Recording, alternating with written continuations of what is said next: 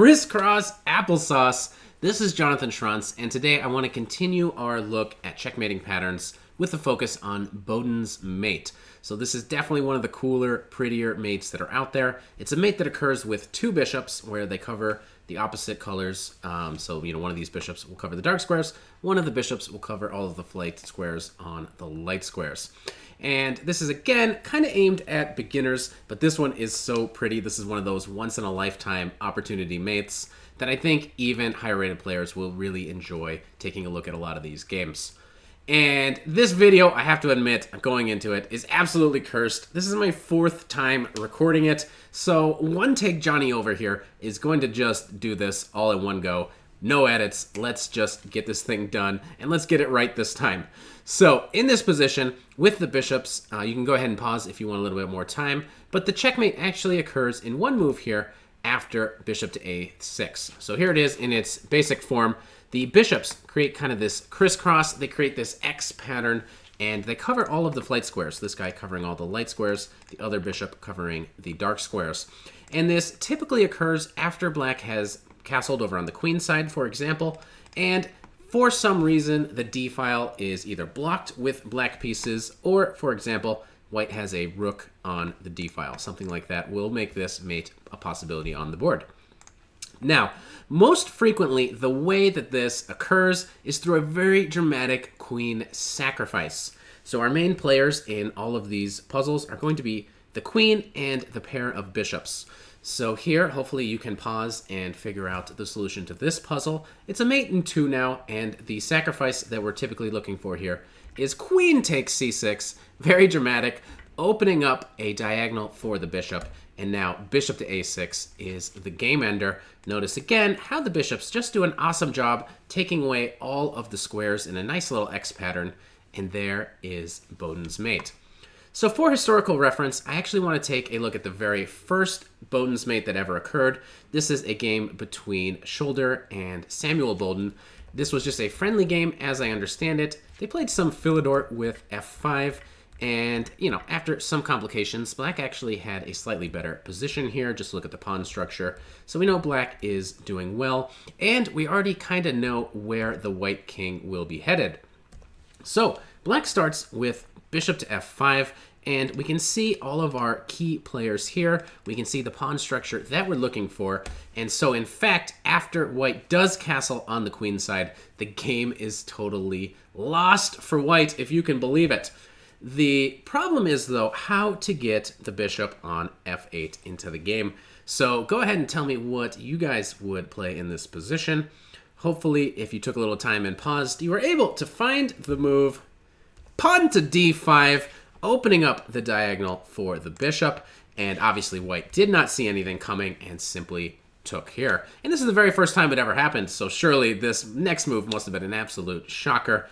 Queen takes c3, and now after the recapture, bishop to a3, yet again delivers this fantastic X shape and is checkmate on the board. So there you go, that was the first time it ever happened.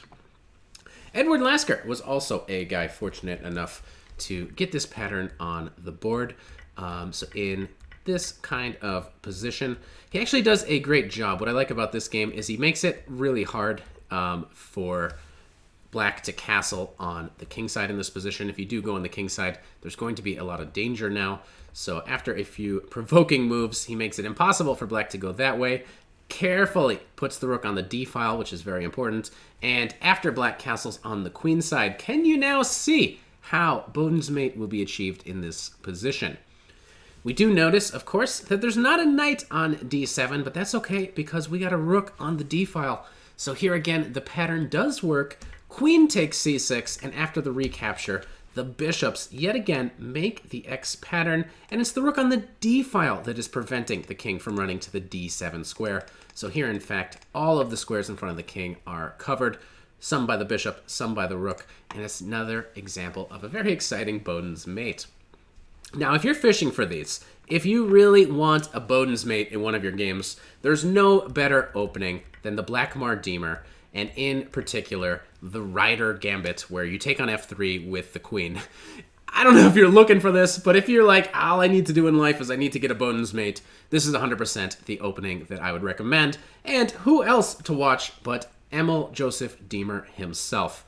And yeah, the reason that this kind of works is that it's very easy for white to get the pieces exactly where you want to go. Black is almost always castling queenside in these lines because he can get there so much faster than he can on the king side. And yeah, bishop to f4. We're taking a look around. We see some of our players. These are the guys that have the key role in this position. So queen h5 was played. This is the blunder of the game.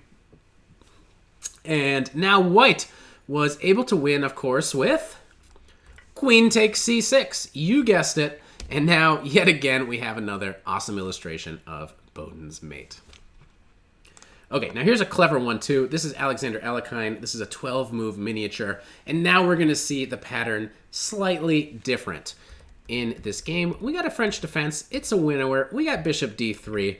And after some exchange, h6 is probably a little bit dubious.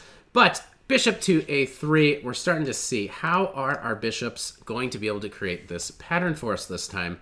Well, in this position, we actually see a different way to create this mate, to create this crisscross. And it's already here a mate in 2. So go ahead and pause your video.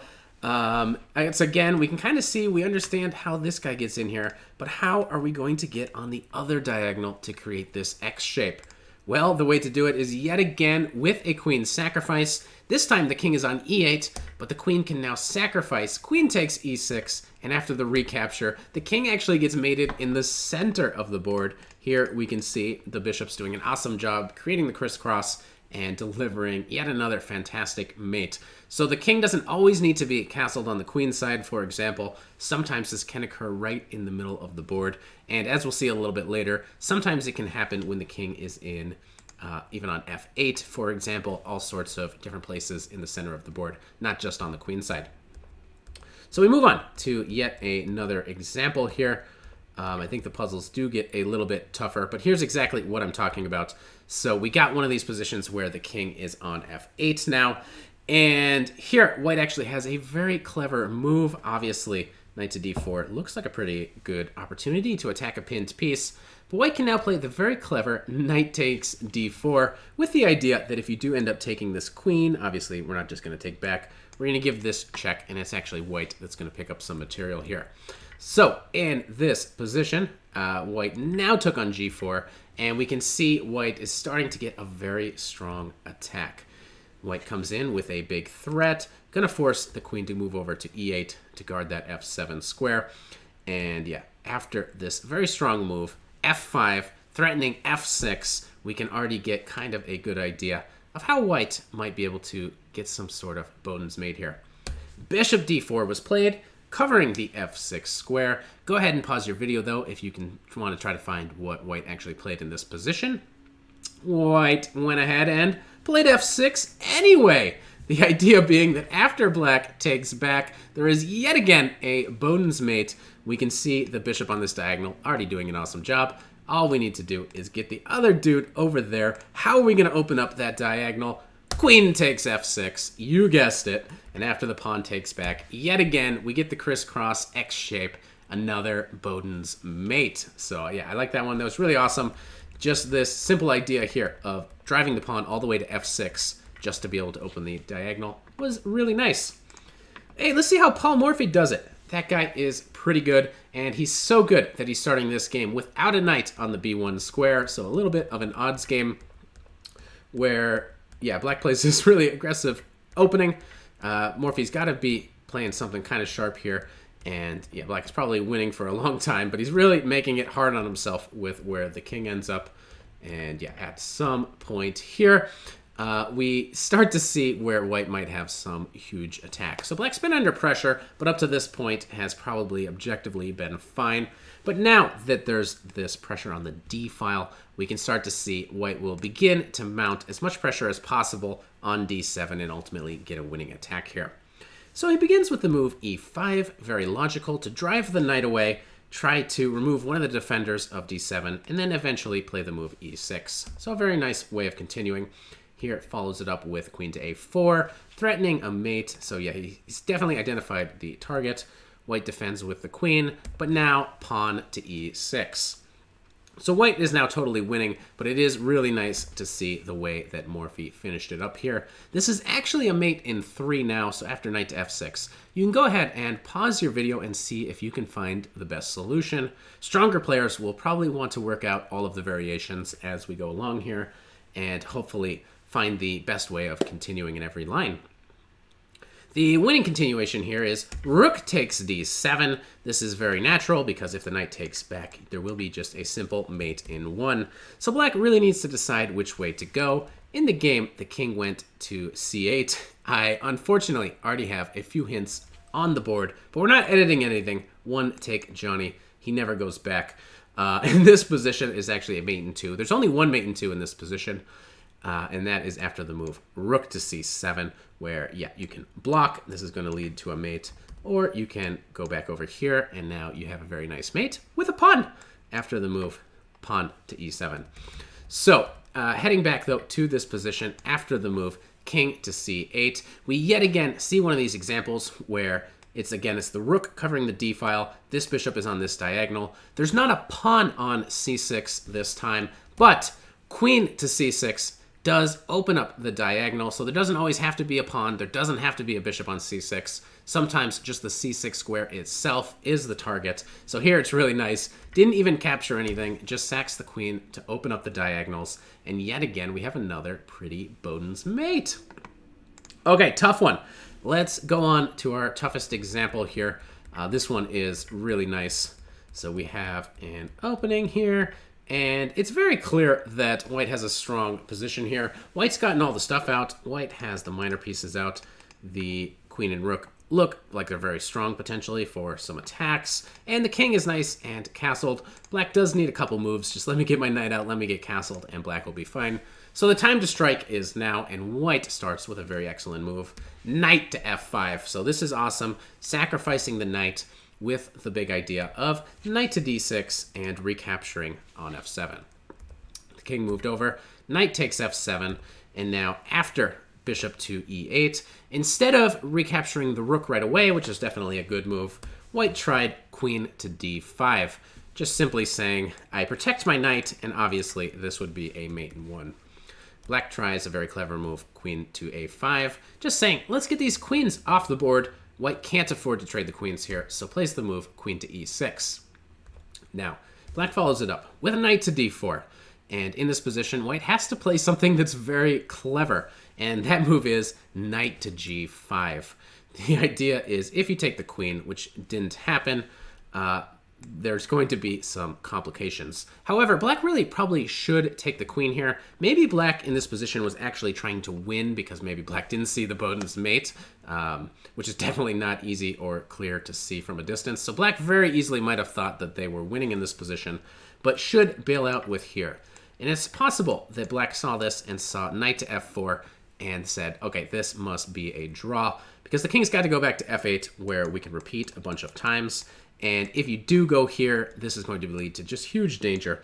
Rook to e6, and you're either going to walk into a diagonal with this bishop, or you're going to go here and walk into a diagonal with this bishop. So you would have to go back and make a draw. However, this was definitely black's best bet. But in an attempt to win, black plays bishop to g5. And now, this is definitely, I think, the hardest puzzle. Really strong players can try to solve it all the way to the end. Can you find a checkmate here? Small hint, it is a mate in 6, so it's going to take several moves to set this one up. You might be able to find the first move. You can also go slow and move by move. Pause the video as needed. In this position, the strongest move, which might be hard to find at first, but is very nice once you see it. Queen to d6. Now the queen is on this diagonal. The bishop is on the other diagonal. We can tell that black is going to be forced to block with one of the pieces on the e7 square. Tried with the bishop. This seems very logical because it attacks the queen. But can you now see how white continued the attack here? He continued with rook takes e7. And after the knight takes back, we yet again have the opportunity for another Boden's mate. So hopefully you guys can find it. We see our key players. All we need to do is open the diagonal for the dark squared bishop with the move queen to f6. Obviously, always very nice. You love seeing it every single time. The bishop comes into h6, and we once more have our X pattern and crisscross applesauce. This is another checkmate. Okay, really good stuff, right? Well, this next one is actually one of the most beautiful games of chess that I've ever seen. This one is truly fantastic. This is Esteban Canal. This is the Peruvian Immortal game. He's playing an amateur in a simultaneous exhibition. They play in a Scandinavian defense, and check this one out. Again, we already see the structure from a mile away. We see the bishop going to the right square, the queen getting onto her diagonal. We see the bishop. All the key ingredients are there, but bishop b4, and in some position a3, and black just castles. And you might be saying to yourself, how could there be a Boden's mate here? It certainly looks like everything is covered. There's definitely no opportunity to go here right now. And the reason is because of this queen. This pesky queen would just capture the bishop. So I ask you, how do you do it? How do you continue here with white? Go ahead, pause your videos if you've never seen this one before. This is going to be pretty epic here. White actually played the absolutely astonishing move. Pawn takes b4, sacrificing a rook and sacrificing 2 rooks at that. Black took 1 rook. Black took the other rook. It's a double rook sacrifice because now there's Boden's mate at the end. Now there's a Boden's mate. Ba-bow! Got him! What a pretty one. So absolutely gorgeous. A double rook sacrifice to lead to a Boden's mate. Nothing could be sweeter than that. And holy cow, definitely one of the top games of all time. I hope you like that one very much. And please let me know in the comments below.